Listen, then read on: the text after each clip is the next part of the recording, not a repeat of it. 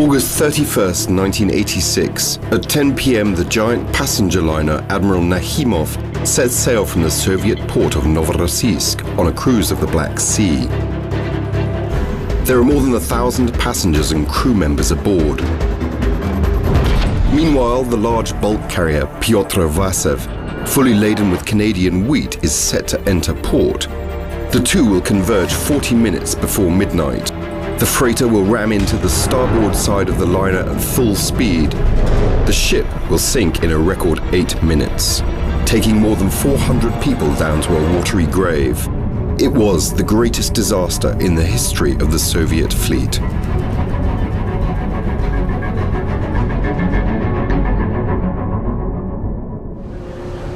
On August the 31st of each year, a ship sets off from the pier of Novorossiysk.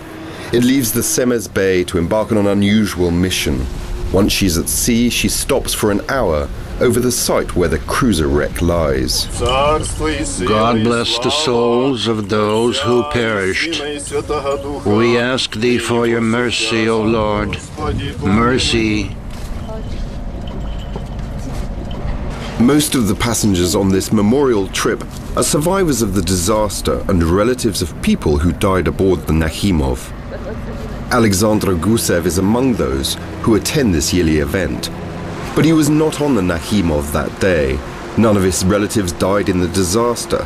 In 1986, he was in command of a patrolling motorboat. The captain has vivid memories of the luxurious ship entering port. Yet he had no idea then that 12 hours later, he would be saving the lives of those who were on board. The Nakhimov came in around noon. We were adrift right here, and it attracted our attention especially because we hadn't seen her in such a long time. A beautiful ship indeed, 2 funnels, and the ship is riveted all over. People came in droves to take a look at the Nakhimov as she sat moored just outside the marine passenger terminal. The liner was generally acclaimed as one of the most impressive and comfortable ships cruising on the Black Sea. I used to share a small flat with my parents, and it was a cheerless, drab existence. When I was a child, I got to the Nakhimov ship for many times, and life became magical. It was an enormous and beautiful liner with many decks, restaurants and bars. All the interior of the ship was made out of very expensive Karelian wood, even the grand piano.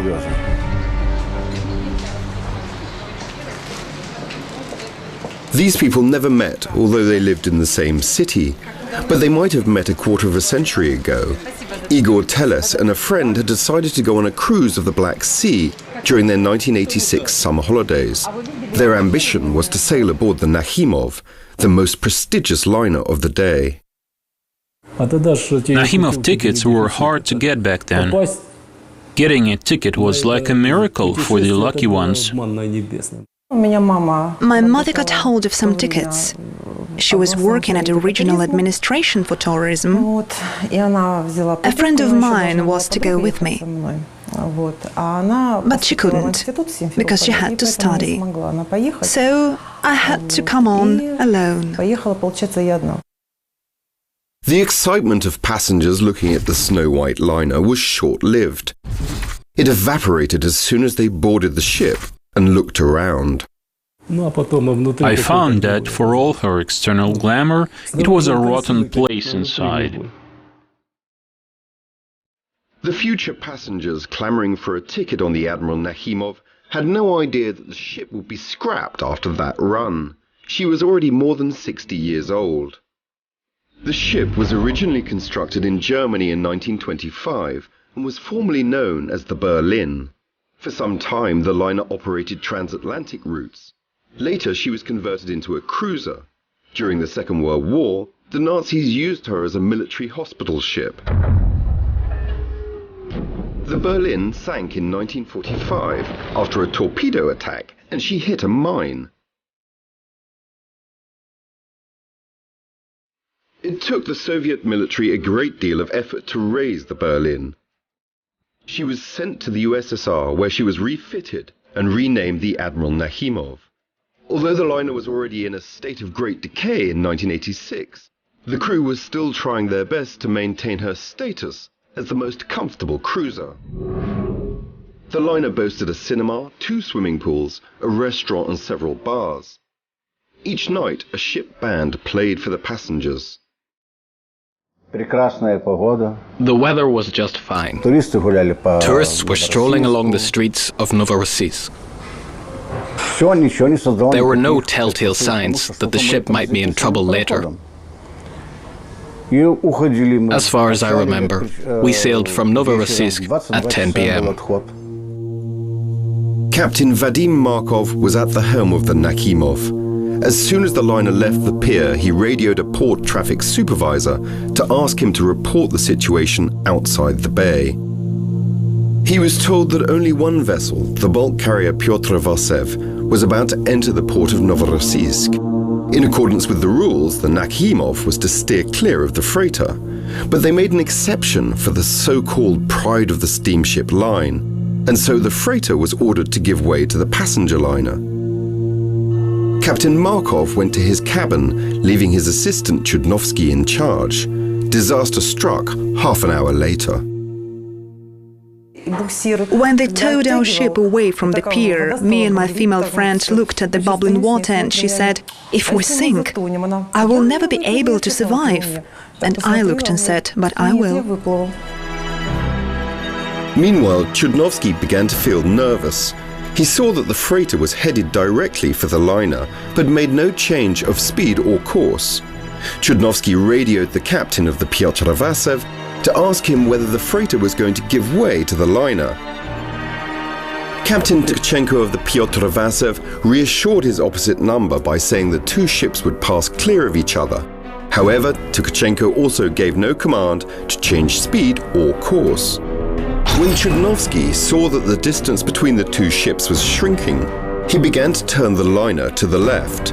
At first, he changed the ship's course by 5 degrees, then another 5 degrees, and finally 10 degrees.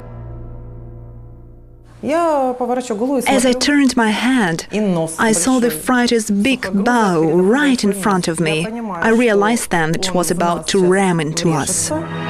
During all this, the captain of the Pyotr Vasev was looking at the radar display.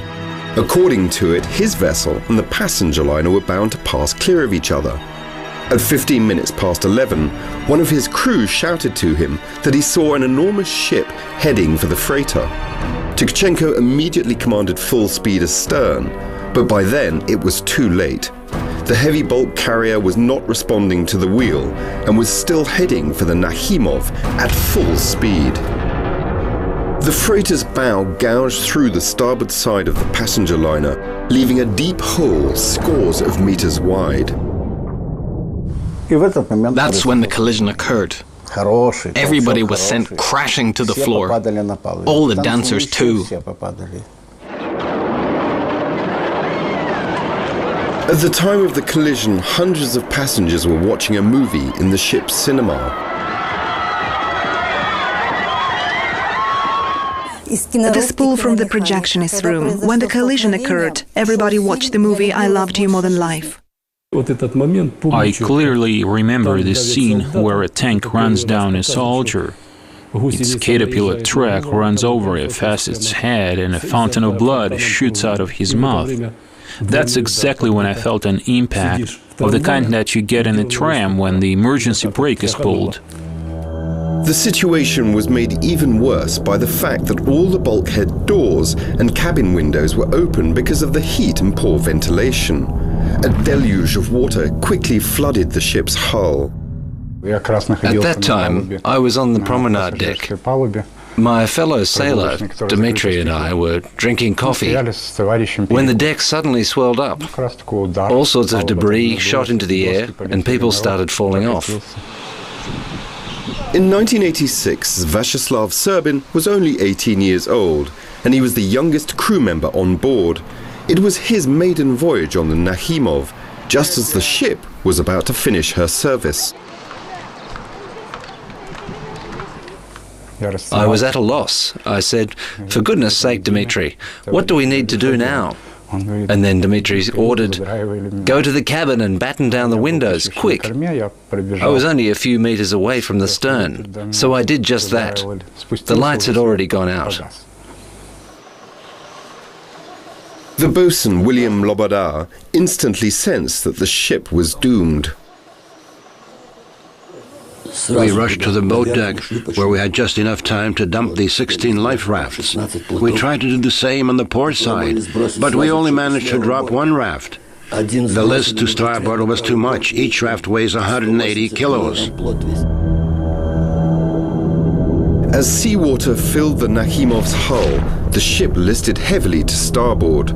3 minutes later, it was almost lying on its side.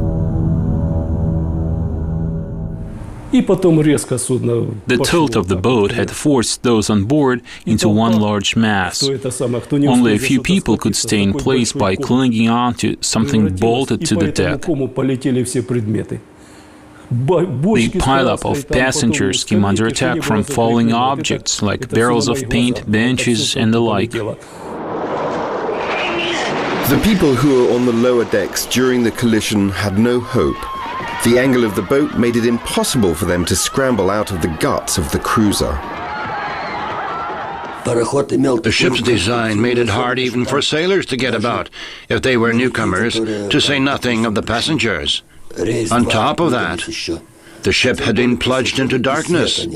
The impact had also displaced bulkheads and doors. Several hundred passengers crowded onto the port side.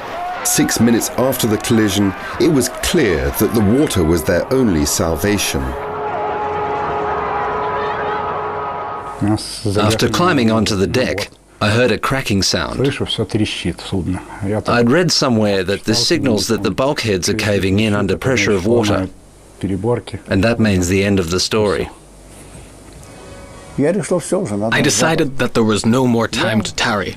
I resolved to jump overboard. But then I saw that the list had already revealed the ship's underside. Anyway, I crouched down and began sliding towards the other side, still wearing the white shoes that I had on during the performance. We were still sliding down when I saw people sucked in as they shot past the windows, and I saw it with my own eyes.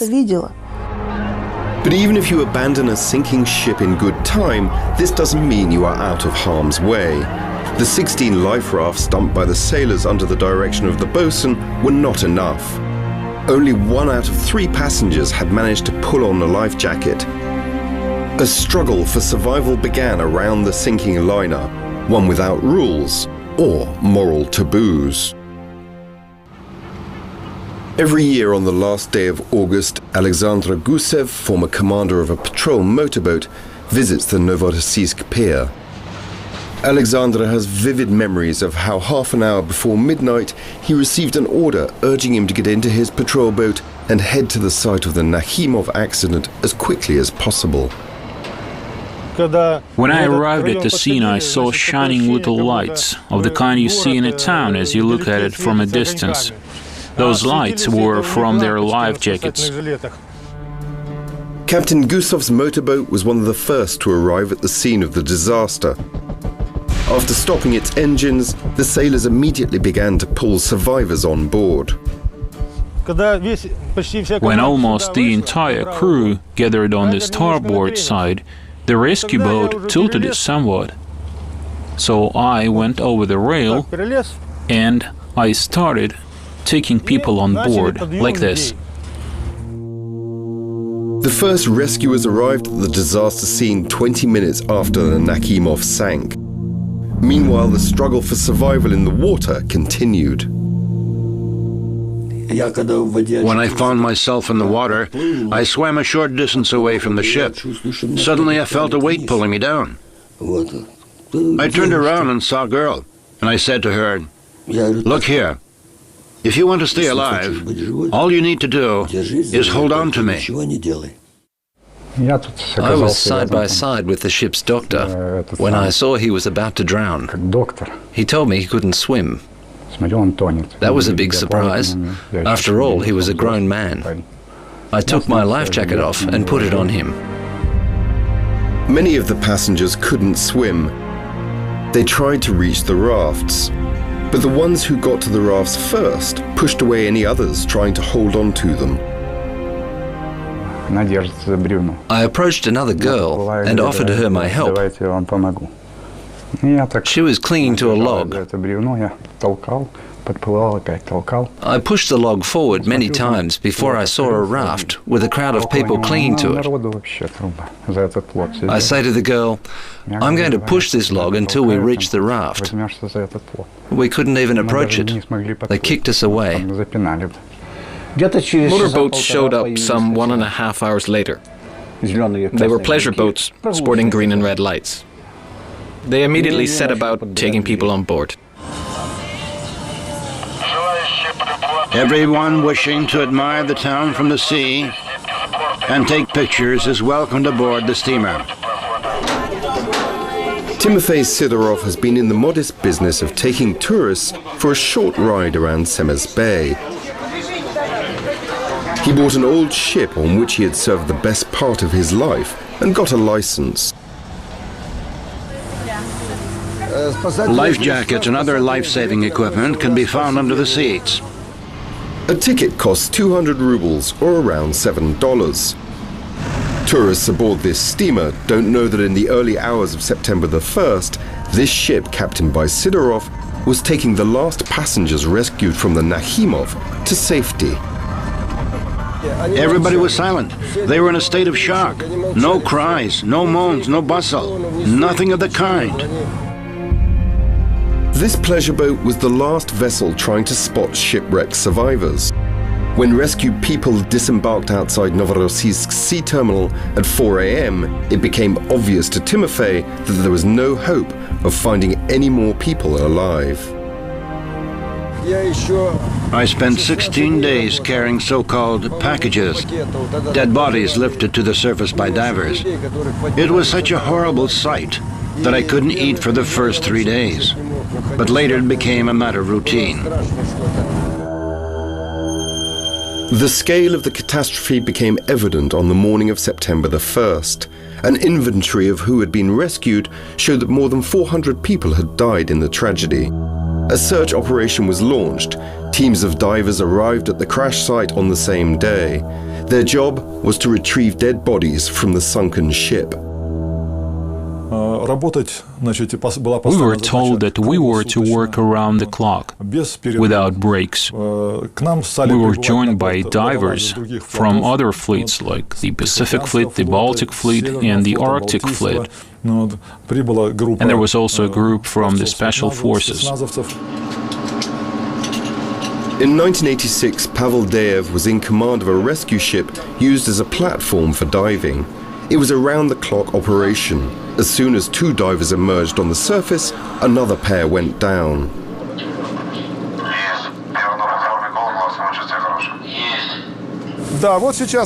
This is the deep diving equipment. Similar gear was used by the pair of divers. One of them did the job, the other was a standby just in case. Initially, the bodies were put on this platform, 3 to 5 bodies at a time.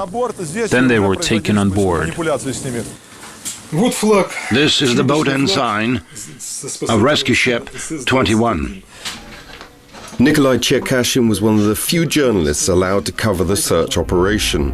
He spent several days with the divers and sailors retrieving dead bodies and saw how tough the work was. To begin with, the Nakhimov was lying on its side. Everything inside the ship was upside down. What had been the wall of a corridor now was the floor. What used to be the left-hand wall now was the ceiling, and divers had to descend into that unimaginable hell. Physical exertion was not the only problem. It was psychologically difficult for divers to cope with the job of retrieving dead bodies. The ship had a glassed-in promenade deck, and when Alexei Cherkashin entered it, he saw 18 dead bodies standing erect with their heads set out against the glass. And so Alexei evacuated all of the 18 bodies by taking each by the hand to lead them out. All of us, myself included, had never seen such a mass of dead bodies before. There would be a pile of 25 to 35 bodies on the deck at a time. That had a depressing effect, especially during the first week, because later such emotions became dull. We had only one task: get the job done as fast as we could. The excruciating ordeal resulted in 2 more deaths on top of those that had been claimed by the Nakhimov. One of the divers had stayed underwater for too long, eventually running out of oxygen. The other became trapped inside the ship. Each time, divers had to make their way through piles of furniture and broken partitions. A diver by the name of Sherdakov got bogged down after furniture or paneling or something blocked the passage. He got stuck in a cable. When he asked for help, he was told to hold on until another diver came to his rescue. When the diver reached him 40 minutes later, he was unconscious. He didn't respond to questions. All we heard through the microphone was his breath. When the diver was hauling him up to the ladder and out into the open, he stopped breathing. It was obvious that he was dead. After the loss of 2 divers, the rescue operation came to an end. "We don't swap the living for the dead," was the verdict of the fleet's commanders. 64 bodies were still inside the Nakhimov. Meanwhile, an investigation got underway into the role of the 2 captains. I arrested one of the captains on September the 1st and the other on September the 2nd. Charges against them were formulated in accordance with the law. They were to be announced on September 10th and 11th. Second mate Chudnovsky, who was at the controls at the time of the collision, died there and then. Captain Markov of the liner and Captain Tuckey of the freighter were now the main defendants. Tuckey's guilt was overwhelming. He didn't want to give right of way to a passenger ship and refused to change course. He also tried to cover up incriminating evidence after the collision by removing pages from his logbook. Initially, when the scale of the disaster was unclear, his behavior was brazen. He didn't admit his guilt. According to him, the crash occurred because Chudnovsky had suddenly changed course, although he shouldn't have done it. But after reading newspaper reports detailing the number of deaths, including loss of life among children, he completely broke down. In the end, the actions of both captains were qualified as criminal negligence.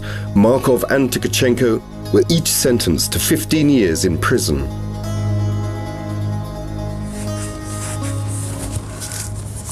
I was so happy to see that ship when I was a child. Natalia Rojdeственskaya, head of the Nakhimovitz Foundation, is a frequent visitor to this cemetery. Most of the crew members were born in this city. Natalia's grandmother was a Nakhimov old-timer after serving on the ship for more than 20 years. She died together with the vessel. You left this world too early. I want you to know that I'm missing you. My mother devoted 10 years of her life to the foundation. She created it from scratch by funding it with what little money she earned by doing odd jobs. Just before the 20th anniversary, she was to have surgery. When she felt she was dying, which was a day before her death, she said to me, "Natalia, the foundation must live on. People should come here, and there should be a Nakhimov museum." And I promised to fulfill her wish. Natalia's efforts have not been in vain. On August 31st each year, surviving passengers, crew members, and those who helped rescue people during that dreadful night get together around this monument. It stands on Cape Dob, opposite the site where the Nakhimov sank. The clock's hands stand still, always showing 11:20. Those who come to the memorial observe a minute's silence at exactly that time.